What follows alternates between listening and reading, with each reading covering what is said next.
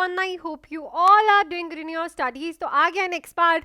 जैसे कि आप लोग सब लोगों को पता है कि मैं यहाँ पे करवा रही हूँ बच्चे आरआरबी, नॉर्सेट 8 एंड सीआरई की प्रेपरेशन। सो कल वीडियो नहीं आई, उसके लिए I am really sorry. So already मैं करवा चुकी हूँ आपको 2190 क्वेश्चंस, तो प्रीवियस वीडियो ज़रूर देखना, बहुत से क्वेश्चंस मैंने करवाए हैं। और सीरीज़ को जम के लाइक करो तो कि मैं रेगुलरली और अच्छे अच्छे क्वेश्चंस आप लोगों के लिए लेके आऊँ। चैनल को सब्सक्राइब कर लेना और शेयर कर दो अपने फ्रेंड्स के साथ।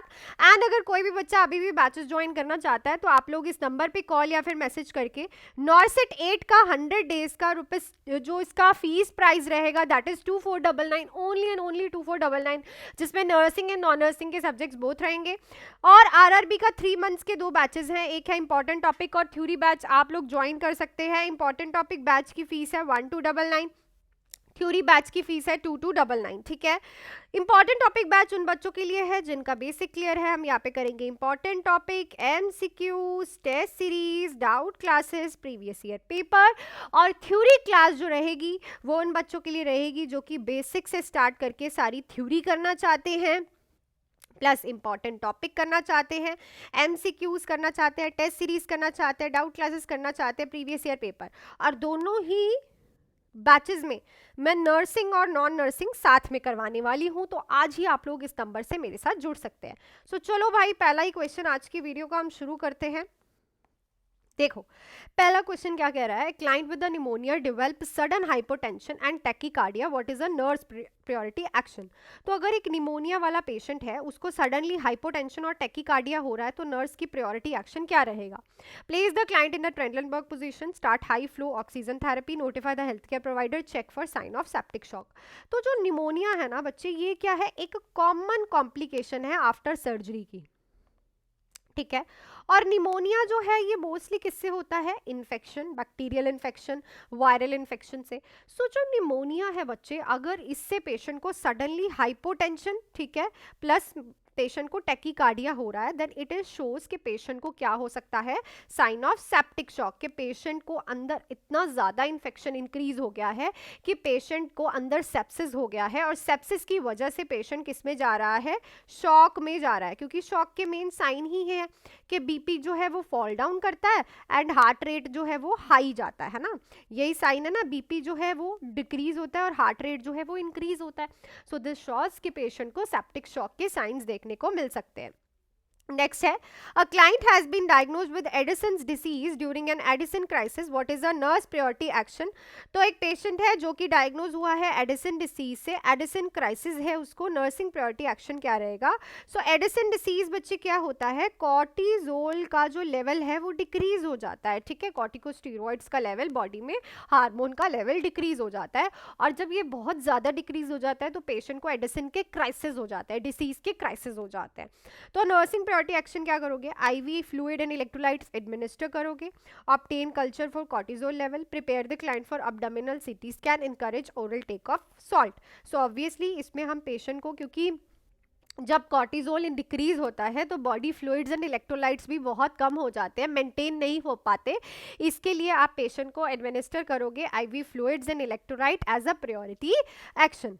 नेक्स्ट देखो, a nurse with acute pancreatitis is experiencing severe abdominal pain, what is the most appropriate nursing intervention। तो acute pancreatitis वाला client है, उसे severe abdominal pain होना start हो गया है, appropriate nursing intervention क्या रहेगी।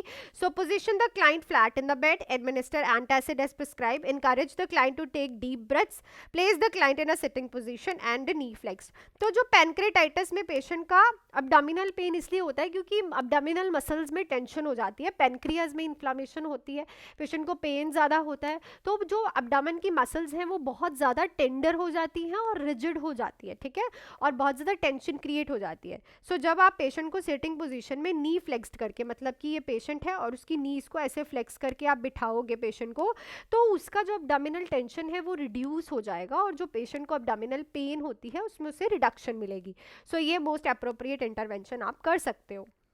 नेक्स्ट है the nurse is caring for client with hypothyroidism who is lethargic has bradycardia report cold intolerance what is a priority nursing intervention.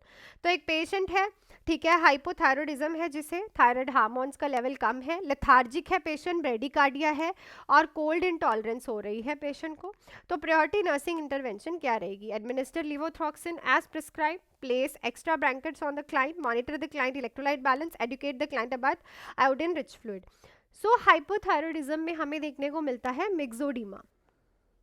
मिक्सोडीमा का क्या काम होता है कि भाई पेशेंट को बहुत ज़्यादा जब T3 एंड T4 का लेवल कम हो जाता है तो मिक्सोडीमा देखने को मिलता है, और उसके ये सारे साइन एंड सिम्टम्स है, that is your lethargic, bradycardia, cold intolerance. तो इसके लिए आप पेशेंट को लिवोथायरॉक्सिन दे दो, मतलब जो T3 एंड T4 कम हुआ था उसको कंपनसेट करने के लिए आप पेशेंट को लिवोथायरॉक्सिन दे दो एज प्रिस्क्राइब। नेक्स्ट है client present with acute pulmonary oedema, which intervention should the nurse implement first.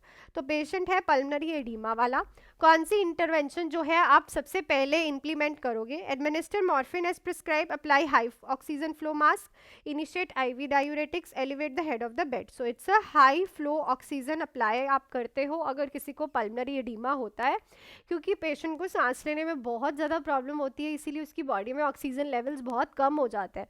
तो इसीलिए हम पेशेंट को हाई फ्लो ऑक्सीजन पे रखते हैं। फर्स्टली आपको ऑक्सीजन एडमिनिस्टर करनी है if patient has a acute pulmonary oedema एकदम से। नेक्स्ट है a nurse is providing discharge teaching for a client with a colostomy with statement indicate the client need further teaching. तो एक patient है जिसको आप डिस्चार्ज पे क्लोस्टमी की केयर के बारे में समझा रहे हो, टीच कर रहे हो, तो क्लाइंट का कौन सा स्टेटमेंट ये बताएगा कि उसको अभी अच्छे से समझ नहीं आया है, आपको उसको फर्दर टीच करने की नीड है।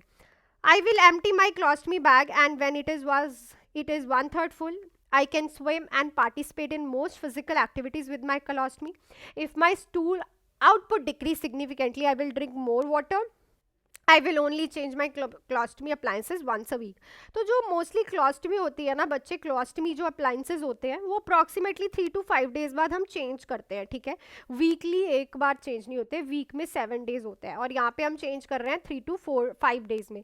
तो अगर पेशेंट कह रहा है कि मुझे एक ही बार वीक में चेंज करना है, देन उसको अभी और समझाना पड़ेगा भाई कि नहीं ऐसा नहीं है, 3 to 5 डेज में आपको इसको चेंज करवाना है। Next, a client on a TPN develops a fever, chills and glucose level of 200 mg per dl. What should the nurse do first?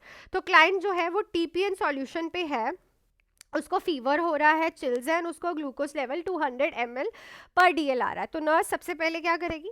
Obtain blood culture and doctor को बताएगी, increase the insulin dose to manage hyperglycaemia, change the TPN tubing, administer antipyretic. ये सारी चीज़ें पहले आपको doctor prescribe करेगा, आप तभी कर सकते हो। विदाउट डॉक्टर प्रिस्क्रिप्शन आप कोई भी छेड़छाड़ नहीं कर सकते, बट आप क्या कर सकते हो? ब्लड कल्चर लेके डॉक्टर को नोटिफाई ज़रूर कर सकते हो, ठीक है। इंसुलिन की डोज आप कैसे मैनेज करोगे? डॉक्टर बताएगा आपको, ठीक है। TPN इन्फ्यूजन की ट्यूबिंग इन बैग कैसे चेंज कर सकते हो? डॉक्टर बताएगा आपको। एंटीपायरेटिक भी बिना प्रिस्क्रिप्शन के आप नहीं दे सकते। सो आप जो कर सकते हो वही करोगे, क्लियर। नेक्स्ट देखो, client with the burn injury develop dark coloured urine, what is a nurse priority action.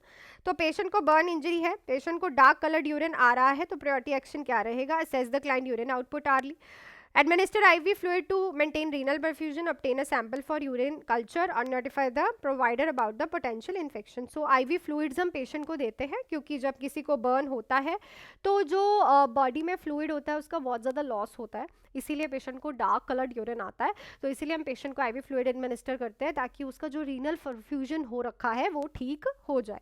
Next, a client present onto the emergency department with the symptoms of bacterial meningitis. What is priority intervention? Bacterial meningitis के symptoms है, patient को emergency department में आया है, priority intervention आप क्या करोगे? Initiate droplet precaution, administer antipyretic for fever, monitor for sign of increased ICP, obtain a blood culture before starting antibiotics। So हम पहले blood culture patient से लेते हैं antibiotics को start करने के लिए।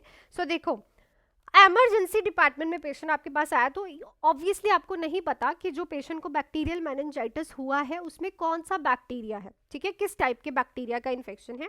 तो ब्लड कल्चर आपको बताएगा कि कौन सा बैक्टीरिया है और उससे आप एंटीबायोटिक्स जो है डॉक्टर को दिखा के रिजल्ट स्टार्ट करवा सकते हो according to the bacteria. Next है the nurse is caring for a client with on a mechanical ventilator, what is a priority intervention to prevent ventilator associated pneumonia?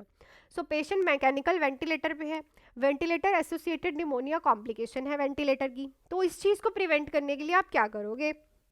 Provide oral care with chlorhexidine, perform routine endotracheal suctioning, maintain the client in a supine position, change ventricular ventilator tubing daily. So इस question का answer आप लोग मुझे comment section में लिख के बताओगे बच्चे। जो मैंने आप लोगों से लास्ट टाइम क्वेश्चन पूछा था वो देख लेते हैं हम लोग, ठीक है। पेशेंट को जीआरडी है, उसके सिम्टम्स वर्स हो रहे हैं, क्या अप्रोप्रिएट इंटरवेंशन रहेगी?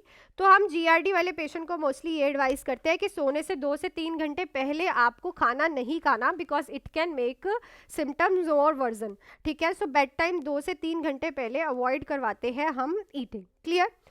So that's it for this video. Video अच्छी लगी तो वीडियो को लाइक शेयर एंड सब्सक्राइब कर दीजिएगा चैनल को। एंड अगर आप लोगों को बैचेस ज्वाइन करनी है तो आप लोग आज ही, बच्चे 3 मंथ्स रह गए हैं दोनों ही एग्जाम्स के लिए। सीआरई के लिए अलग से रिकॉर्डेड बैच शुरू हो चुका है, नॉर्सेट 8 का 100 डेज का 2499 का बैच जो है आप ज्वाइन कर सकते हैं। आरआरबी का important topic and theory batch, fees आप देख सकते हो बहुत ही अफोर्डेबल है, आज ही ज्वाइन कर सकते हैं। नॉन नर्सिंग क्लासेस आपको तीनों बैचेस में मिलेंगी, क्लासेस जो है लाइव प्लस रिकॉर्डेड रहेंगी, ठीक है। So till then, do hard work, make your parents proud and all the best, and be ready by 1 PM. All the best.